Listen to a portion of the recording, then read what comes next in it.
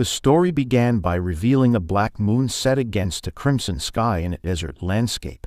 Monsters were already flooding the area, and they were already ready to devour anyone. A man, clutching his travel backpack tightly with one hand and gripping a knife with both hands, let out a scream in response. Beneath the crimson sky, the man found himself pinned by the menacing monster, fighting desperately to fend it off as one of his hands was trapped inside the creature's gaping maw. In a closer perspective, the monster let out a pained cry as the man's arm delved halfway into its mouth, causing it considerable distress. The man gritted his teeth, his arms trembling, as the monster's saliva dripped from its maw. After a few moments, the monster succumbed and collapsed.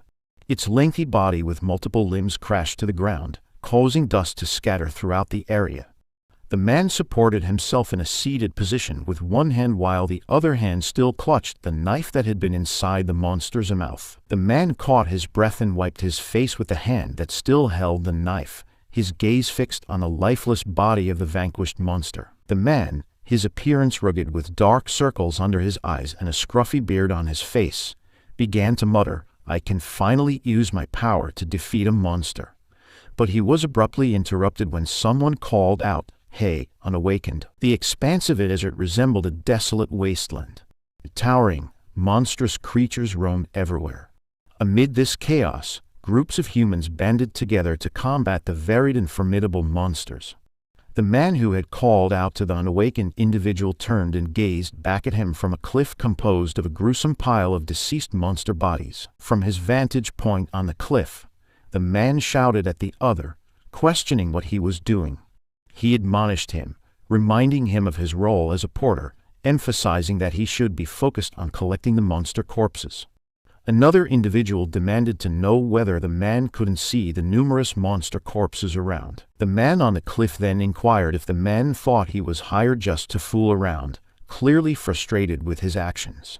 Feeling the weight of the reprimand, the man who had been called out offered a sincere apology. The opposite man made an angry face, then walked away and quietly said, "Those unhelpful workers," feeling unhappy about what happened. The man gazed at the chaotic scene of monsters and people engaged in battle, wearing an expression of profound despair as he contemplated his place in this harsh world. Feeling really upset by what he saw, he could only say a strong, not so nice word in response. Their world had undergone a profound transformation when they uncovered the abyss, an alternate dimension where creatures once believed to exist solely in the realms of fantasy were found to be very real. Following the revelation of the abyss, individuals awakened transcendent powers, which empowered them to vanquish monsters and embark on daring explorations of this enigmatic dimension. As a result, the conventional method of evaluating individuals shifted away from assessing their personality or effort, and instead,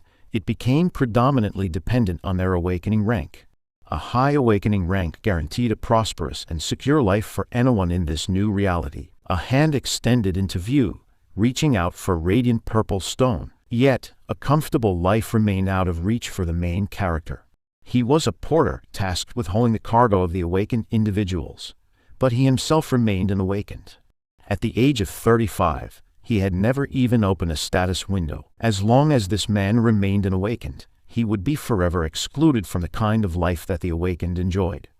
After diligently completing his task, he raised his voice to inform the awakened that he had gathered all the loot from the monster named Sid. When he turned back to see what everyone else was up to, he was taken aback by an unexpected and surprising sight. In the expanse of a desert landscape, numerous lifeless human bodies, defeated in their battle against the monsters, were scattered about. Even the man who had been berating him earlier lay lifeless among the fallen, succumbing to the relentless threat of the monsters. He was overcome with shock and panic as he realized that all of them had perished in a fierce battle. While he absorbed the grim scene unfolding before him, a sinister voice whispered that he was the sole survivor, the only one left alive. As he turned, he was confronted by a truly horrifying figure.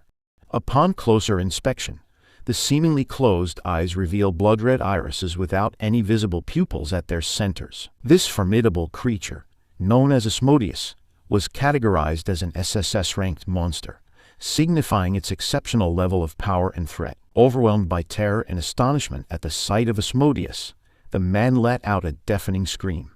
Instinctively, he clutched his knife, ready to defend himself at a moment's notice. Several of Asmodeus's numerous limbs extended toward him, further intensifying the looming threat. In a sudden, powerful gust of wind, his arm was forcefully detached from his body, and his knife was sent flying into the air. The shock of the incident left him utterly stunned. As the excruciating pain finally registered, he let out an agonizing scream, collapsing to the ground in anguish. He clutched at his bleeding, severed arm, overwhelmed by the ordeal. With reddish, teary eyes and clenched teeth, he made a determined effort to focus on the scene in front of him, attempting to comprehend the full extent of what had just occurred. His eyes widened in sheer shock as he realized that Asmodeus was now looming over him. 2 fingers from separate arms were pointed directly at him, and a strange, luminous energy was emanating from those fingers, heading toward his forehead. The thin, needle-like tip of the emitted light reached his forehead, and as it made contact, a trickle of blood began to drip down his face, intensifying the sense of dread and urgency. As he felt the strange light on his forehead and the drop of thick, blood-like substance, a thought crossed his mind: or is this how he meets his ender? He gazed intently into the sinister, red eyes of Asmodeus, locked in a dire and uncertain confrontation. The blood-like substance continued to descend onto his face as he braced for what might come next. He found himself recalling a series of unfortunate events in his life. The memory of his parents' tragic car accident, the relentless bullying he endured in school, and the pervasive sense of being overlooked and ignored for being unawakened haunted his thoughts. Despite the impending danger, he seethed with rage at the idea of his life ending as a mere cargo carrier. Bound to Asmodeus by a thread of light, he cursed his existence, loathed his life, and, with fierce determination, willed himself to wake. As he clung to his resolve, he clenched his teeth so forcefully that the blood-like substance continued to drip from his trembling jaw, a testament to his unwavering determination to break free from the impending doom. The blood-like substance gradually diminished in volume until only one final drop remained, poised on the precipice of his forehead, as a symbol of the pivotal moment that hung in the balance. The solitary drop underwent a remarkable transformation, shifting from a dull brownish red hue to a vibrant, bright red, signifying a significant change in the unfolding situation. A swirling vortex of light emerged, blending vibrant shades of green, purple, blue, and black, signifying that all the necessary awakening conditions had been met. A captivating dance of light, like a celestial ballet, revealed a luminous human figure with long hair within a circular formation against a galactic backdrop. Below, a golden staircase descended toward the awestruck man. Utterly bewildered by the surreal spectacle before him, he struggled to make sense of the inexplicable vision unfolding in his presence. He fixed his gaze intently upon the human-shaped figure in white, set against the radiant backdrop, trying to discern its significance and the meaning behind this extraordinary occurrence. In the midst of his confusion and curiosity, he turned his attention toward his own backside, seeking answers or clues that might explain the bewildering events unfolding before him. As he glanced at his own backside, he was confronted by a frozen, black and white image depicting him and Asmodeus, a mysterious and enigmatic representation that only deepened his sense of bewilderment. He stared at the image with intense focus, pondering the possibility that Asmodeus had halted his actions, perhaps as a result of the extraordinary circumstances and the awakening that had taken place. The white figure let out a laugh, amused by his intense focus on Asmodeus's pause, as if it were a trivial matter in the grand scheme of things. He turned back to the white, human-shaped figure with a shocked expression, who had spoken and was now in a close proximity to him. With a mix of curiosity and anxiety, he inquired, "Who are you?" The white figure responded cryptically, stating that some referred to him as a king, but assured him there was no need for formal introductions. Within the galactic expanse, the white figure sat regally like a king, positioned in front of the man. It then proclaimed its intention to grant him a newfound authority. He struggled to comprehend the significance of the terms king and authority, finding them bewildering. He couldn't help but wonder if this enigmatic white figure was somehow responsible for Asmodeus's transformation and the events that had unfolded. The figure then advised him that it wasn't wise to be overly distrustful, suggesting a more open and receptive attitude. The king went on to explain that he admired the man's tenacity and strong will, which was the reason for choosing him for this special opportunity. The king cautioned against expecting the miraculous event to recur. As the white figure extended its hands, the man's panic-stricken expression prompted him to urgently seek clarification about why he was chosen. The man, still bewildered, implored the white figure to explain what was happening. In response, the figure advised him to patiently wait for the day when he would have the opportunity to comprehend everything, assuring him that this day would come. As the figure assured the man they would meet again, its expression transformed into one of shock or surprise, leaving the man even more puzzled by the mysterious encounter. Suddenly, a monster materialized out of thin air.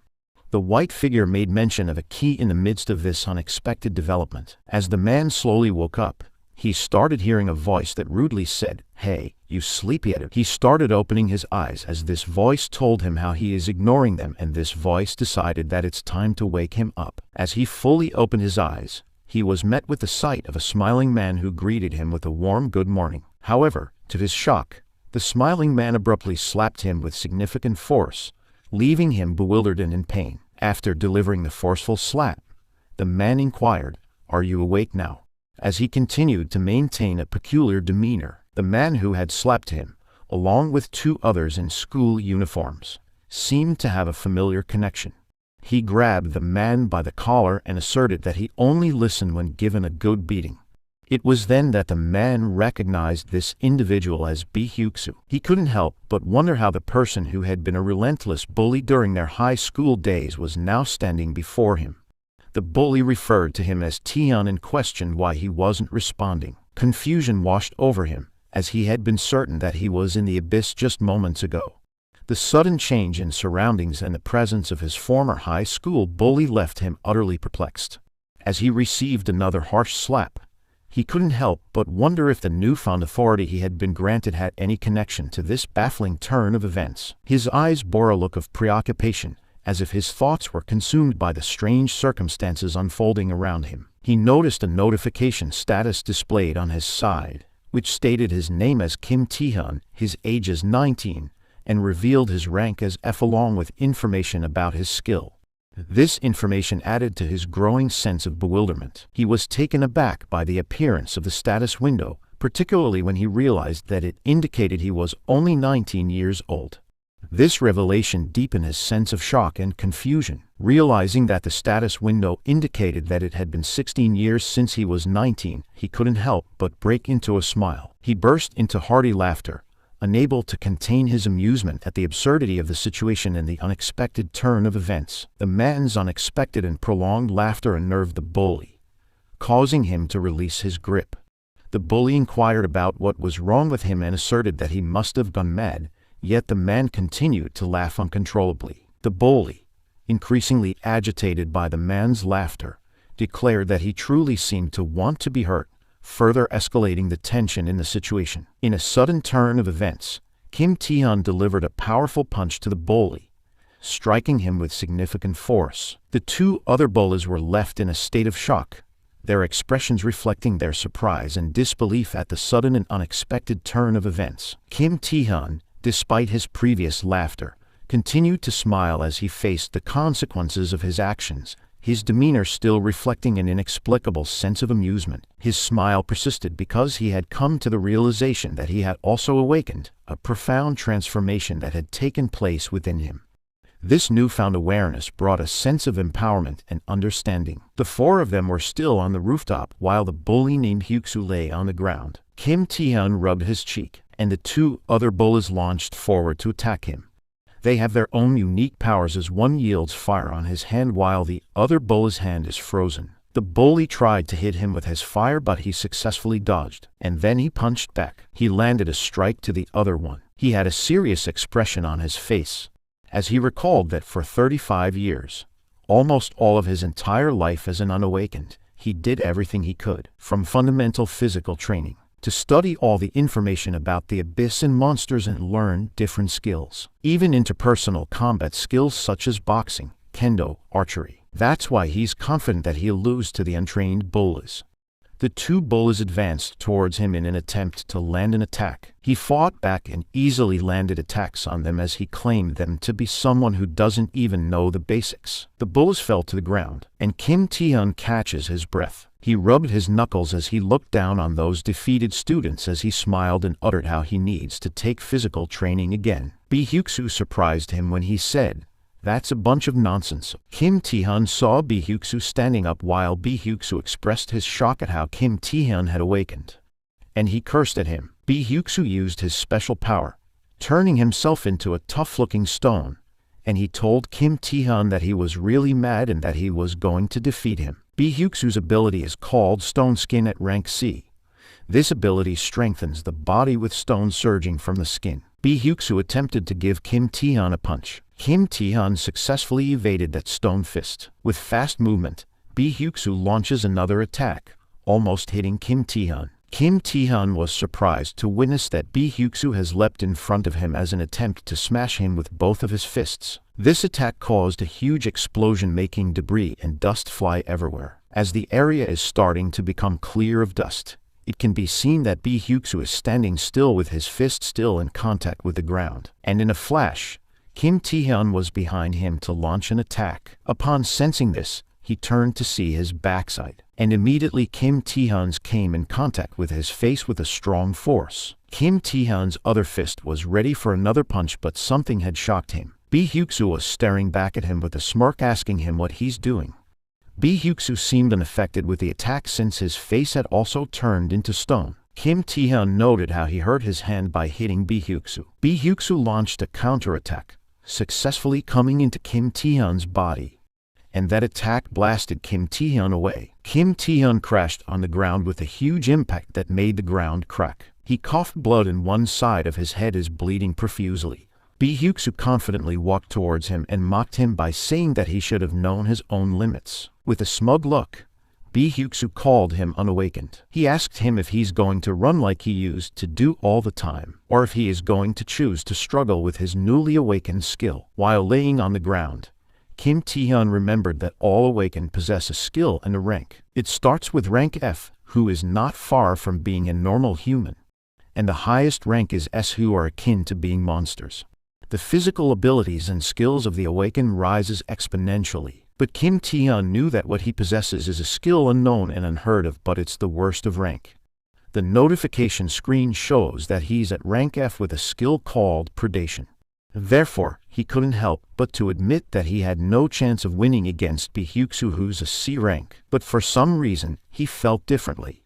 Bi Hyuk-soo stopped on his tracks when he noticed something unusual. Kim Tae-hyun's injured hand is covered with a fiery red glow. As he stood up, his body seemed to be engulfed in a sinister aura. He declared that he doesn't feel like he's going to lose. Surprisingly, his aura grew stronger. It covered the area in a red and black hue while a gust of red wind swirled around him like it was about to start a tornado. Bi Hyuk-soo couldn't help but wonder what the hell was in front of him. With a strong wind blowing towards his way, Bi Hyuk-soo couldn't believe that Kim Tae-hyun actually awakened. His disbelief stems from the idea that, for him, Kim Tae-hyun is a lowly person. Kim Tae-hyun looked at his hands as they emitted smoke like red hue, and he couldn't help but wonder if that is the skill called Predation. He felt the magic move according to his will. He heard Bi Hyuk-soo declare that he doesn't know what's happening, so he gazed on him with his red glowing eyes. Bi Hyuk-soo advanced to attack him with his mind filled with the idea that everything will be over once he killed the caster of the magic. Kim Tae-hyun extended his red smoke-covered hand and released a powerful attack in the form of several circular lights. Bi Hyuk-soo was surprised with this. Especially this overpowered his ability, which made him shed the stones from his body. As his fist came in contact with Kim Tae-hyun's hand, Kim Tae-hyun seemed to release more of his power.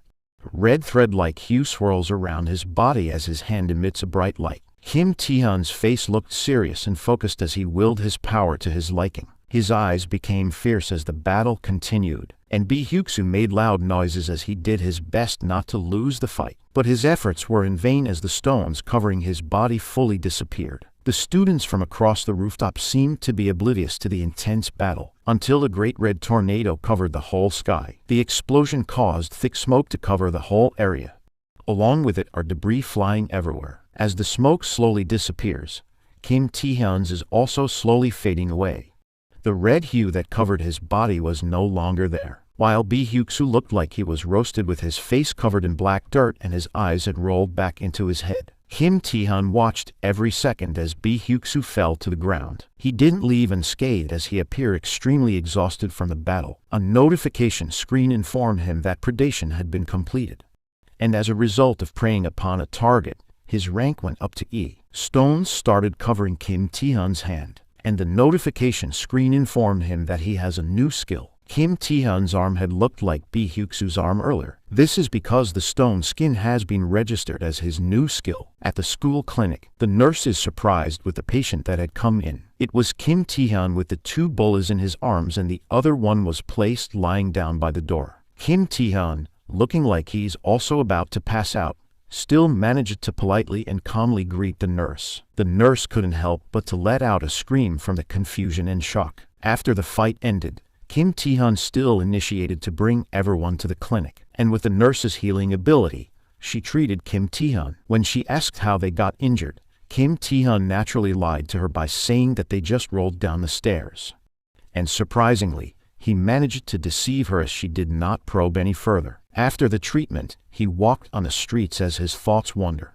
He felt good that he had awakened and finally got revenge on Bae Hyuk-soo, but there was still a problem. Kim Tae-hyun is portrayed in the center while a branch of tree with thorns and spiral shape is on his backdrop.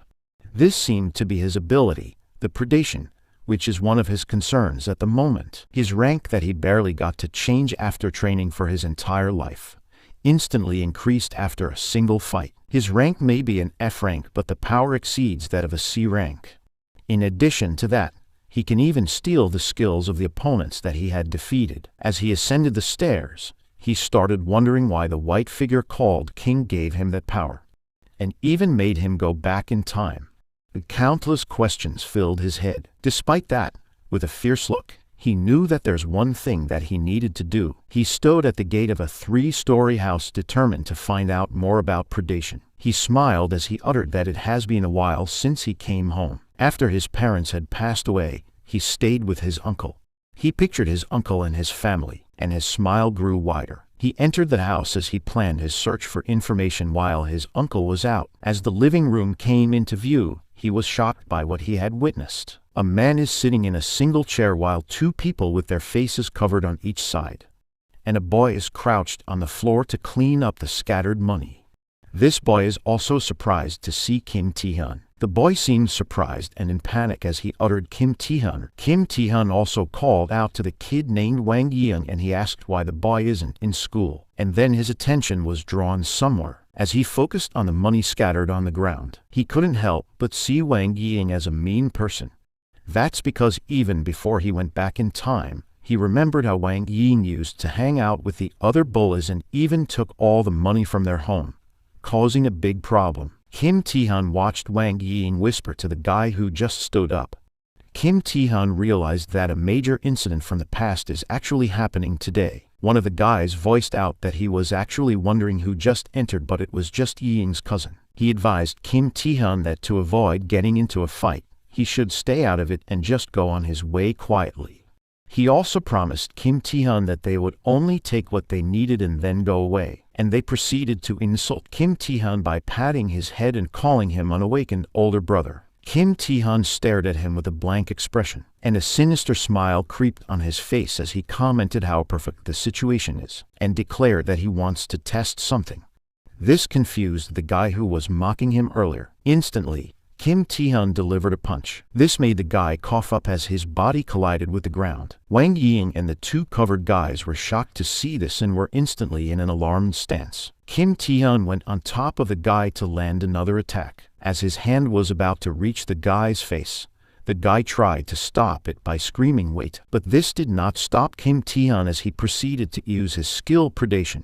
The 3 other guys in the room continued to watch the scenario in front of them. Kim Tae-hyun smiled in anticipation. His expression changed into disappointment when he received the notification that the predation function is inaccessible. The guy beneath him looked horrified and confused when Kim Tae-hyun suddenly froze in disappointment and confusion. Sweat dripped down his face as the reality that the predation didn't activate started sinking in. The guy took this as an opportunity to fight back as he raised his fist, and with a strong impact, it landed on Kim Tae-hun's face. Kim Tae-hun groaned loudly as his back collided on the floor. The guy screamed at him to die while the other two covered guys assumed a combative stance. They used their ability, with one guy having a C-rank bind skill, and the other one releasing his C-rank poison skill, and the leader activated his C-rank bleed skill. In a perfect synchrony, the three attacks were about to close in on Kim Tae-hun, who was struggling to keep himself up. Once he was able to lift up his head, he was surprised to see this, and a loud bright light exploded from inside the house towards the outside. Purple smoke covered the entire room. The guy who appeared to be the leader expressed how he pretended to be awakened.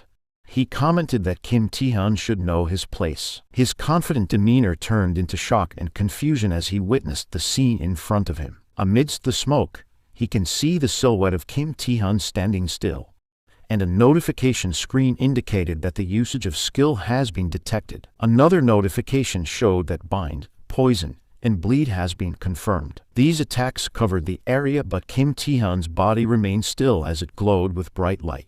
A notification appeared containing the information that due to a mysterious power, resistance was successful. Kim Tae-hun's hand is starting to get covered in stones while he smiled and commented how his skill unexpectedly did not work, but then it neutralized skills out of the blue. He declared that he still doesn't know what's going on, but he focused on the leader of the guys, who still had the surprised expression on his face. And immediately, the leader was brought down to the ground by Kim Tae-hun's stone-covered hand. Kim Tae-hun seemed to be pleased with how strong his power is. While he had an ecstatic look on his face, the leader's face was damaged and he even lost a tooth. Looking neat and confident, Kim Tae-hun stared down. The defeated men lay on the floor in front of him. He seemed to be pleased with the two things that he had learned because of them. One of the things he learned is that the status window that's only visible for the awakened had detailed information, but not all of it is displayed. He was aware of having sufficient mana, yet predation didn't activate, suggesting that factors beyond mana influenced its use.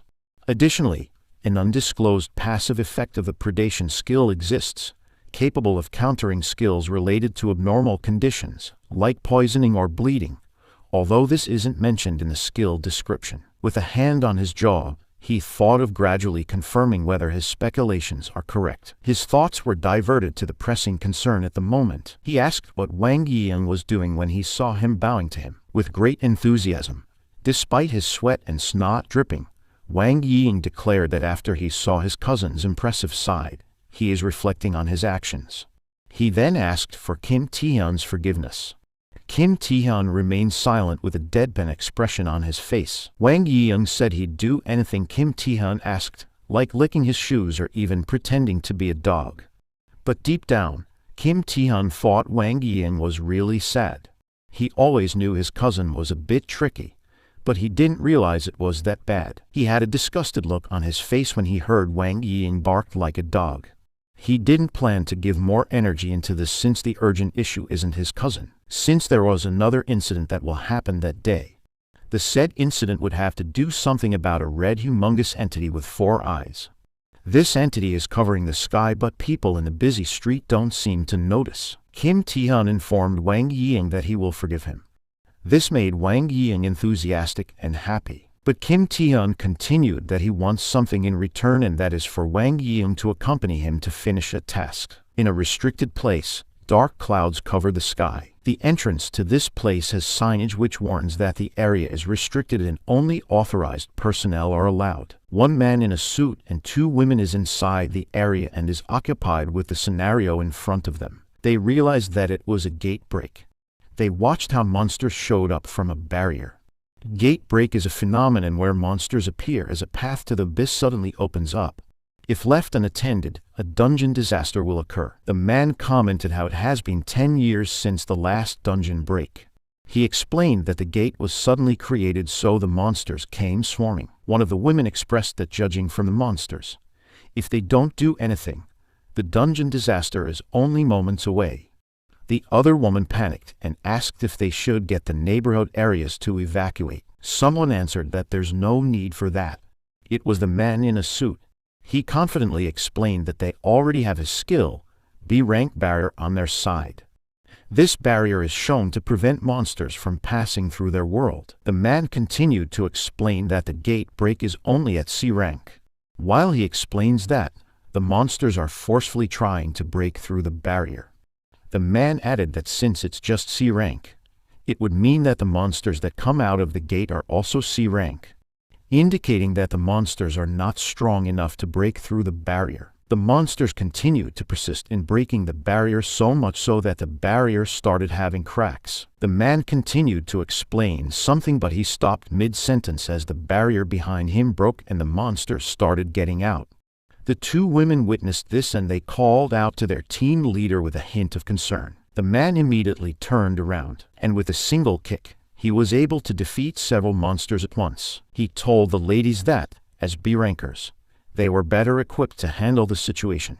Using his powerful attack, he managed to remove a monster's head. Wang Yiyang ran fast as he asked this sir if everything should be alright. He tried to convince sir that since he knew the control personnel were there, everything should be alright. Kim Taehyun told him to stop calling him sir. Kim Taehyun confirmed that Wang Yiyang is right, since the gate break's initial mana estimate is C rank. On the other hand, the control personnel are B rank, so there won't be any issues against C rank opponents. Wang Yiyang enthusiastically told him that it was exactly what he said, but Kim Taehyun revealed that everything's okay if it's actually a C rank dungeon. This revelation shocked and horrified Wang Yiyang. A pile of dead monsters' body has been scattered in the restricted area. The man in the suit inspected the bodies while thinking how strange the situation was. He couldn't fathom how the low-rank monsters pierced through his B-rank barrier, and a thought suddenly came to his mind. The possibility that the mana overflowing in the area is actually above his rank. One of the women called his attention to inform him of something unusual in the gate. They saw several mean-looking monsters exiting the gate, and among these is one humongous monster with several sharp teeth. They continued to observe this monster as it kept pushing through the barrier, and the monster opened its wide mouth to let out a horrifying roar. The man's eyes widened in shock. He asked what that thing was. Yet the monster let out another loud roar as it fully broke the barrier, and more monsters passed through the barrier with it. The giant monster is being so loud with its roar. This monster is called a giant ogre and it's an A-rank monster. The man had a horrified expression on his face as he realized that the gate break is not C rank, but it was actually A rank. In a split second, flames engulfed his vision. Loud explosions happened consecutively. The area was covered in flames. Wang Yiyang continued to talk while running. He assumed Kim Taehyun was right, but he couldn't shake the idea that it's ridiculous. He asked his cousin how he knew such a thing. Kim Taehyun only answered in his mind. He couldn't tell him that he had already gone through this before he regressed. Wang Yiyang told him aside from the fact that they haven't seen the monsters and an evacuation order wasn't even issued. Kim Taehyun answered intuition. This confused Wang Yiyang. Kim Taehyun explained that his intuition says so, but Wang Yiyang has caught onto his lie. Wang Yiyang was telling his cousin not to fool him, but he stopped mid-sentence as they heard a loud scream. In front of them are humans running for their lives as the monsters chase them. The people told them to run because there had been a gate break. More people screamed and asked for help. Because of the terrifying scene in front of him, Wang Yiyang turned pale and his mind went blank. Kim Taehyun remained calm and asked him if he remembered what to do. He then urged him to do it. Wang Yiyang hesitated and asked what would happen to his cousin. His eyes grew wide. Kim Taehyun told him that he will get rid of those monsters and be right behind him. Kim Taehyun walked towards the monsters as his body was starting to be covered with stones. Meanwhile, a large tall building is being lit by several lights from different angles. A man looking over the city lights admitted that the situation is escalating quickly. He explained that the gate break that was thought to be C rank turned out to be A rank. They can't expect reinforcements since others are busy in dungeon conquests and abyss exploration. He looked at the person that he was talking to and revealed that the only solution is an awakened A rank. With a hint of desperation, he told this person that he's the only hope. He requested this person's help. He called the person on Hyunsu, the Blade of Lunacy. He's an A rank awakened. This person had tears falling in his eyes as he bit his lip. With determination evident in his eyes, he told everyone to hang in there as he will come to them soon. A status window indicates that his special skill is 8th grade syndrome. A monster can be seen being hit on the head, and then another monster is hit on its face, and another one has been knocked out by Kim Tae-hyun. The final monster he punched fell to the ground, joining the other lifeless monster bodies. He extended his hand and a red sinister aura started glowing, and in just one swift move, as he unleashed a red tornado-like attack, several monsters were ripped to shreds. He had a smug look on his face as he continued using his powers. He also seemed pleased to have confirmed his theory that the cause of Predation's failure is based on fatigue. His current fatigue is at 52%, and if fatigue passes 70%, his skills won't activate. Most skills are activated based on the usage of mana, but that doesn't mean that it's the only thing to think about. That's because fatigue also plays a major factor. Fatigue increases if skills are used or there's physical activity. And the higher it gets, the more power of the skill decreases and the heavier the physical body gets. He finds it unfortunate that there's several factors to consider. However, Kim Tae-hyun discovered that if he absorbs dead monsters, he can recover his mana without having to spend any. This is because the target's life activity has stopped, so mana will no longer be consumed. And with that, he successfully completes Predation and recovers his mana. He smiled at the thought that there's even more good news. His rank has changed to D. His Predation and Stone Skin both went up to D from E.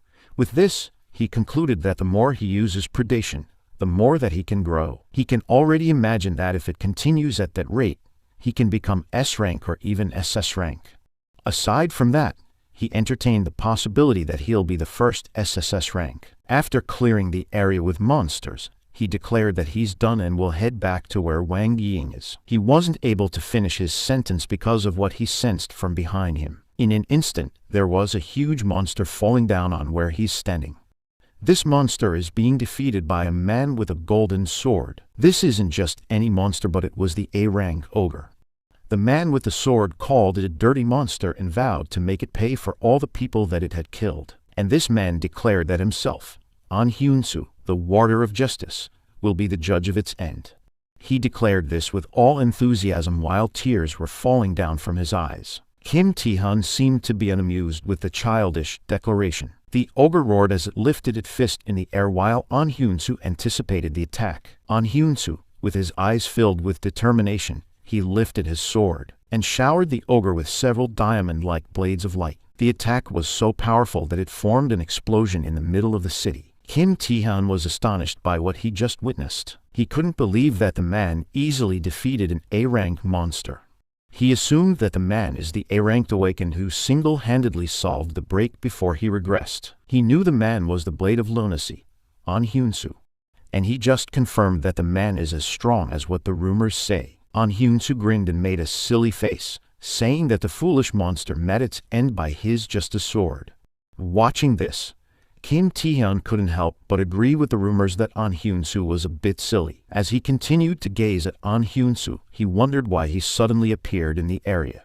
Since before he regressed, An Hyun-soo is engaged in a bloody battle with a giant ogre on the other side of the city. An Hyun-soo is focused on praying for the citizens who passed away to find peace. Kim Tae-hyun continued to have several thoughts in his mind as he watched An Hyun-soo, but instantly, as the notification window appeared indicating a skill was sensed, he felt a horrifying presence. An Hyun-soo was pierced in the middle of the chest by a bald man. He coughed up blood as he uttered "water." With a sinister grin, the man exclaimed as he had finally caught An Hyun-soo. A vast area of the city has been damaged. Meanwhile, a marketplace of clothing seemed to be unaffected. Wang Ying observed the nurse who was sleeping on the couch. The nurse seemed to be oblivious to the chaos outside or to the presence of another person. Wang Ying perspired as he asked himself if what he's going to do is okay. He recalled his conversation with Kim Tae-hyun.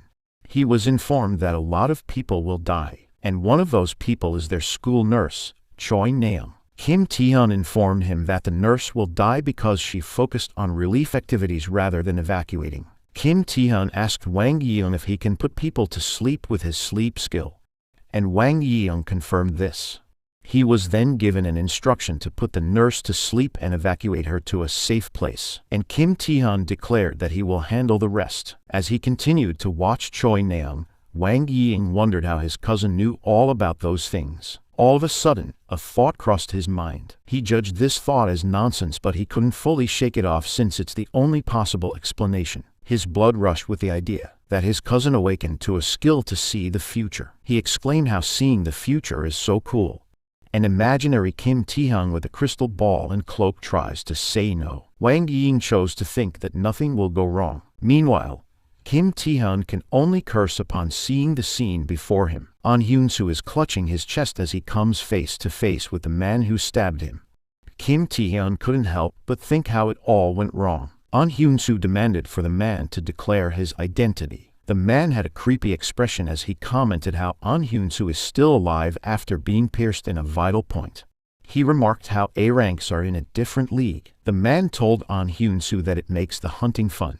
This man is called Han Sang-do, a B-rank villain with a stealth skill. Those awakened who commit crimes are called villains, and B-ranked Han Sang-do is one of those. He's a really dangerous person who, during the gate break, went around killing just for his own enjoyment. Kim Tae-hyun couldn't understand the situation since before he regressed, An Hyun-soo and Han Sang-do never met. He started to wonder if the future has changed because of him. An Hyun-soo got enraged after knowing that he is a villain. He drew out his sword and vowed to punish the villain with his own hands. An Hyun-soo stopped in the middle of it when he heard the ogre groaning. His and Han Sang-do's attention were drawn to where the ogre was. The ogre growled loudly as it launched a powerful attack towards them. It made a louder noise to express its anger. An Hyun-soo was caught off guard at the sight of the giant ogre.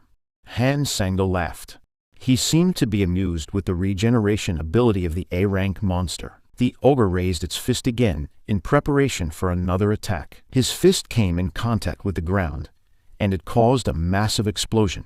Fortunately, An Hyun-soo and Han Sang-do were able to evade this. Since the ogre is wreaking havoc, Han Sang-do had decided to leave An Hyun-soo's defeat in the hands of the ogre. Han Sang-do's attention is diverted to another person. He came face to face with Kim Tae-hyun and commented how they had a spectator earlier. He seemed thrilled with the idea of having another prey. Then he decided to launch an attack on Kim Tae-hyun, who seemed to be caught off guard. His sword came to Kim Tae-hyun and screamed for him to die. Han Sang-do thought his blade would slice through, but he was shocked to find Kim Tae-hyun turned to stone. Kim Tae-hyun grinned and called him a silly person, and then he launched a powerful kick towards Han Sang-do. Han Sang-do seemed annoyed to figure out that the person in front of him was awakened. Kim Tae-hyun addressed him as B-rank villain Han Sang-do, and this made him pay a close attention. Kim Tae-hyun inquired if he was a person who was secretly committing killings with stealth skills. He smiled at him and expressed that he feels great for running into him. His stone-covered arm clashed with Han Sang-do's blade. Han Sang-do seemed to enjoy attacking consecutively. On the other hand, Kim Tae-hyun looked serious while he countered Han Sang-do's blade with his arm. This pattern of fighting continues. Han Sang-do uses his blades to attack while Kim Tae-hyun protects himself using his stone-covered arms, and then he will launch a counterattack. They both took a step back. Han Sang-do commented that Kim Tae-hyun is skilled enough to be confident. He looked at him while he made a remark that it's unexpected how blades would be useless against him. He went on to tell him that he doesn't know how Kim Tae-hyun knew about him, but he shouldn't conclude that he has a chance of winning just because his blades are not working against him. Kim Tae-hyun was shocked to hear that. It's as if Han Sang-do knew his thoughts. Han Sang-do gave him advice that he should know that the world doesn't go according to his plans. Han Sang-do disappeared from his sight. Kim Tae-hyun instantly knew that he used the stealth skill. He assumed a combat stance in preparation for the hidden enemy. He instantly turned to look at his back. He punched the air and declared that Han Sang-do's attacks are useless against him. Unbeknownst to him, Han Sang-do was actually behind him. He was caught off guard when he revealed himself and asked him if he's sure about what he just said. He instantly turned to block the blade. Unexpectedly, his hand bled. He was surprised to see that his stone-covered hand was bleeding. Han Sang-do laughed at him. Han Sang-do is preparing for another attack while he asks Kim Tae-hyun if he knew about the number of guys that he hunted that were just like him. He's pertaining to guys that made a mistake by thinking that their skill is invincible. He asked him if he's flustered to run away now that his weakness has been exposed. He cut Kim Tae-hyun from all sides. Kim Tae-hyun clenched his teeth as he endured the consecutive attacks that rained on him. Han Sang-do told him that he should understand that all skills have weaknesses. In his final attack, Han Sang-do left this one wounded from various parts of his body. The blood was scattered on the floor. Kim Tae-hyun was catching his breath. Deep inside him, he started to realize the flaw of the stone skin skill. He now understood that the stone skins are not ideal to totally black the attacks, since unbearable shock would crush the stone and the cursed part would be replaced with the formation of a stone of remarkably lower durability. It dawned on him that Han Sang-do was actually aiming for that since the start. Upon gazing at Han Sang-do, he had a menacing aura and his eyes appeared to be really intimidating. But Kim Tae-hyun was still able to smile because of what he earned. That hand-to-hand fight is still doable even against a B-ranked opponent. With that, he can say that his physical abilities aren't those of an average D-rank level. He asked Han Sang-do if they should end the fight now. Confusion washed over Han Sang-do's face. He started laughing and mockingly asked Kim Tae-hyun if he went mad after being driven to a corner.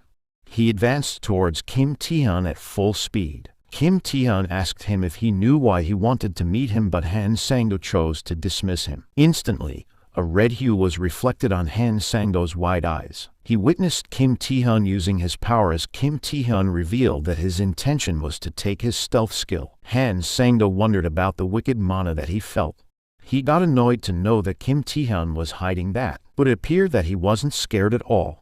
He laughed and even referred to him as a fool. He activated his stealth skills as he feels confident that he can't hit him when he can't even see him. But Kim Tae-hyun seemed to be unfazed. Instead, he reminded him of what he said earlier, that all skills have weaknesses. Kim Tae-hyun seemed to realize something after he had devoured monsters several times. There were monsters that seemed to escape his sight, but, in the end, nothing escaped his predation. He told Han Sang-do that wherever he hid or wherever he ran away to, he informed him that predation will gobble him up no matter what. All of a sudden, Han Sang-do let out a scream. Kim Tae-hyun's red blades ripped this one off into pieces. The sun had started rising, illuminating the whole city with its warm light. An Hyun-soo can be seen laying face down on the ground. He cursed and regretted that he was stabbed by the villain. Even if he's called with many titles such as the Hero of Justice or the Invincible Warrior, he still can't defy death. The giant ogre appeared before him and it roared loudly. It made a loud noise as it lifted its clenched fist, and it roared again as it punched An Hyun-soo. The attack caused so much smoke and debris in the area. It made loud noises as it waited for the smoke and dust to clear out. But to its surprise, An Hyun-soo's body is not in the area, and a voice spoke commenting how An Hyun-soo is totally flat on the ground. It was Kim Tae-hyun and he used his stealth skill to save An Hyun-soo.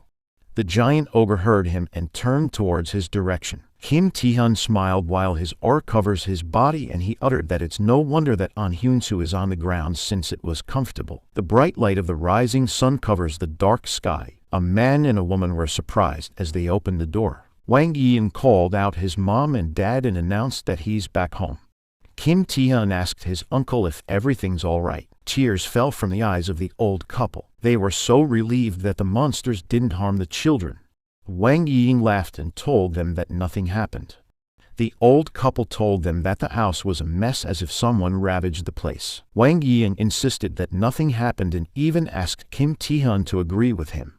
Kim Tae-hyun decided to not say any comments. From a bird's eye view, the rooftop of different buildings can be seen. A person watched the news on his mobile phone. The news announced that as per the guidelines of the government, the gate break warning has been completely lifted. In addition to that, the news also stated that the government considered the possibility of a subsequent outbreak, and with that, they ordered nearby schools to be closed for a week.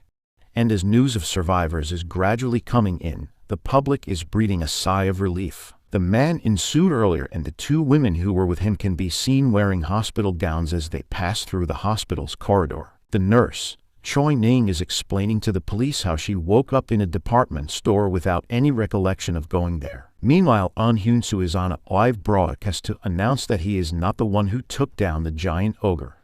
He revealed that the true hero is someone else. The news continued to announce that the giant ogre's corpse wasn't discovered and the whereabouts of the villain who attacked the public are unknown. The people are concerned that the preventive measure for safety purposes may be insufficient. The person who's watching the news decided to turn off his mobile phone. That person was actually Kim Tae-hyun. He's happy to know that he has not been mentioned in any of the reports. With a confident and excited expression, he looked at what's ahead of him. He is standing on the rails while looking at the dark tunnel as he declares that he's ready to advance to the next stage. His status window had been updated with his newly acquired skill. Now he has 3 skills, including the D-rank stealth that requires 5 mana. For him, acquiring stealth was an especially great outcome. But due to his current level, he finds it difficult to use all 3 skills, since recklessly wielding the skills could deplete his mana in no time and thereby raising his fatigue level. It could end up a devastating move, so he thought of preventive measures, and the best one is to have potions. Potions are elixirs created for various purposes such as mana or fatigue recovery, but he had an issue to deal with. Potions are expensive. Thus, he decided to hunt to earn money. He went inside the tunnel and his path was blocked by debris. He went through a small crease to proceed. For him to hunt, he needs legal permission.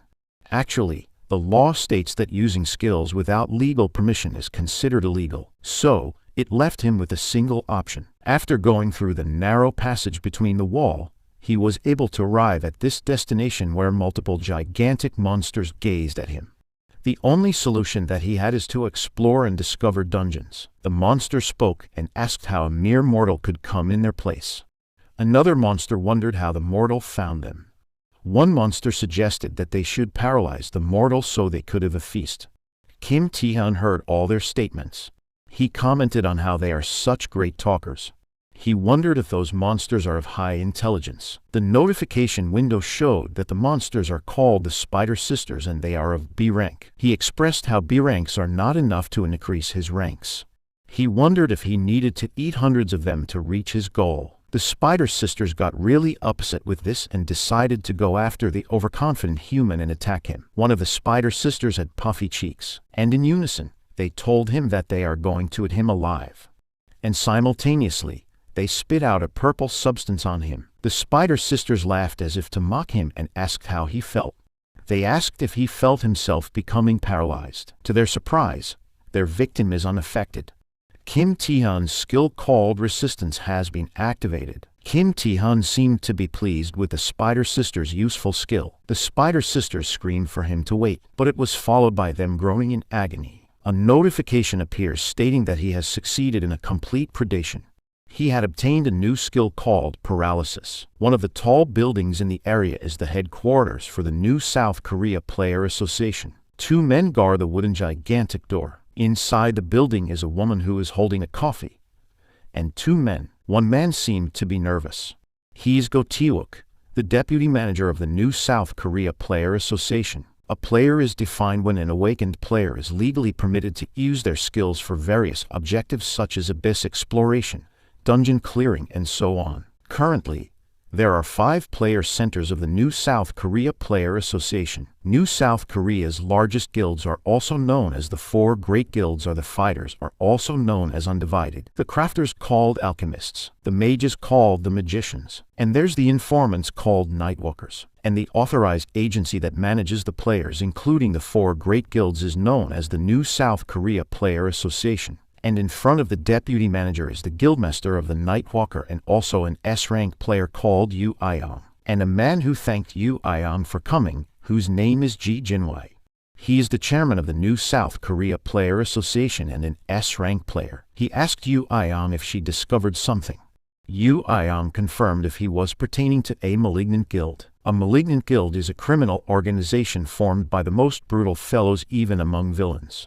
The guild members wear gold rings with 3 skulls carved on them. He handed her a report about the recent movements of the malignant guild and a list of players that they were targeting. Yu Ion told him that she's definite that he didn't seek her just to receive a document. So, she straightforwardly asked what he needs from her. He laughed and asked her if she had any ideas. He admitted that he wanted her opinion on something. He proceeded to ask her when she finished the player test. She's confused by his question but opted to answer truthfully, that it was when she reached the qualifying age at 19 years old. Then she realized something. And the chairman asked her if she thinks a high school student could rival a monster in a fight. The high school student that might be the main topic of their conversation was busy sitting on top of the pile of the bodies of the monsters. His backpack is full of crystals from the monster. He's talking to someone in the phone, asking them if they are the alchemists. With a bored expression on his face after defeating a whole bunch of monsters, he revealed his agenda to them. He wanted to buy potions.